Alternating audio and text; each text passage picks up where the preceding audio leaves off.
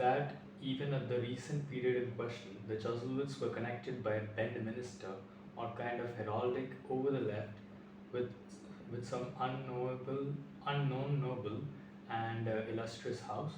From documentary evidence, yet preserved in the family, the fact is clearly established that in the comparatively modern days of the degree Chuzzlewit before mentioned, one of its members had attained to very great wealth and influence. Throughout such fragments of his correspondence as have escaped the ravages of the moths, who, in right of their extensive absorption of the contents of deeds and papers, may be called the general registers of the insect world, we find him making constant reference to an uncle, in respect of whom he would seem to have entertained great expectations, as he was in the habit of seeking to propitiate his favor by presents of plate, jewels, books, watches, and other valuable articles. Thus, he writes on one occasion to his brother in reference to a gravy spoon, the brother's property, which he, Diggory, would appear to have borrowed or otherwise possessed himself of. Do not be angry, I have parted with it to my uncle. On another occasion, he expresses himself in a similar manner with regard to a child's mug, which had been entrusted to him to get repaired.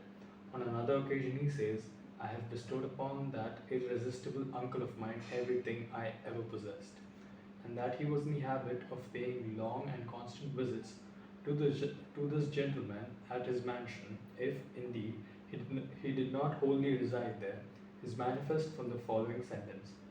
With the, ex- with the exception of the suit of clothes I carry about with me, the whole of my wearing apparel is at present at my uncle's. This gentleman's patronage and influence must have been very extensive, for his nephew writes, his interest is too high, it is too much, it is tremendous, and the like. Still, it does not appear, which is strange, to have procured for him any lucrative post at court or elsewhere,